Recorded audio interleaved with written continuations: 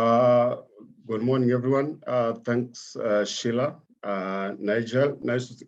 Sheila, just to mention, I met Nigel, I think 8 or 7 years ago.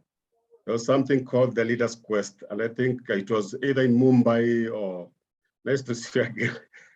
So probably I'll put my video now that you have connected the name to the face, because I'm having some. So basically, my thoughts, and I'll pick up from where Nigel left off, is that every 2 years or so, there's a very big party that happens here in Nairobi at the UN Habitat.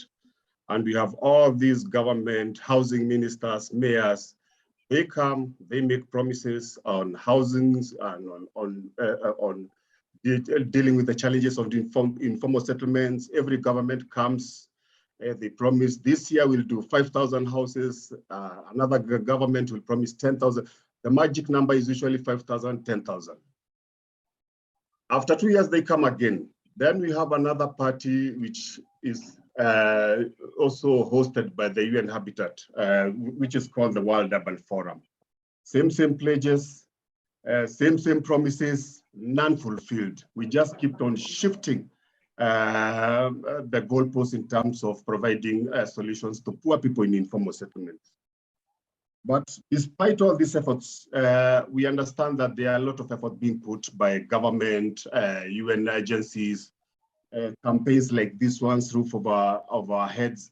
But how comes there's so much change all those years, despite all these efforts that are being put? My reflections are very simple. If you look at the challenges, number one, how do we alleviate the housing problems? Some of the challenges are resources. There are not enough resources.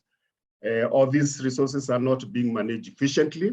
All these resources are going, despite the subsidies, despite money being put in, they are not going to the people who are supposed to benefit from these resources.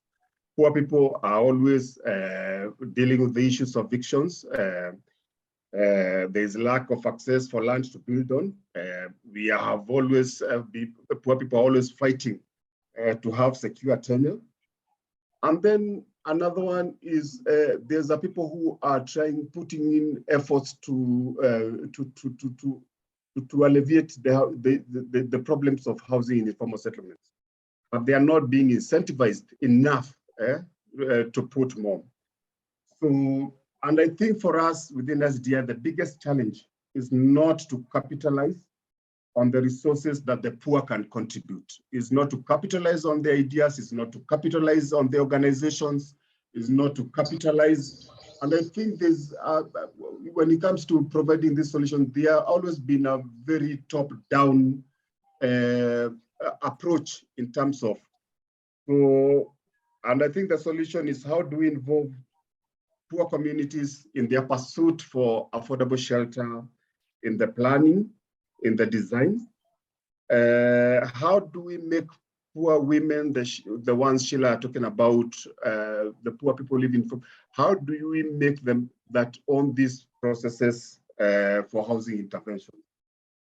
And again, when it comes to now, how do we push our cities to embrace new technologies, to embrace local technology in terms of providing solutions?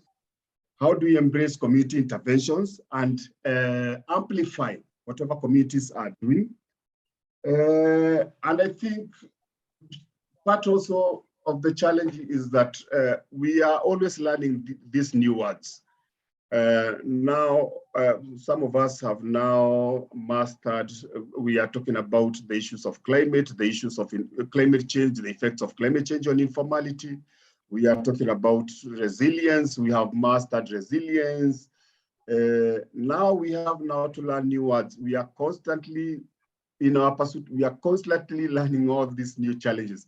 Now, in our pursuit, we understand now we have now to study a new word called carbon emission. So those are, I think, part of the challenge, and those are my reflections. And I think these campaigns will need to address, and for me, the most important thing is how do we amplify community interventions in their pursuit for housing? Thank you, Sheila. I think I was very brief.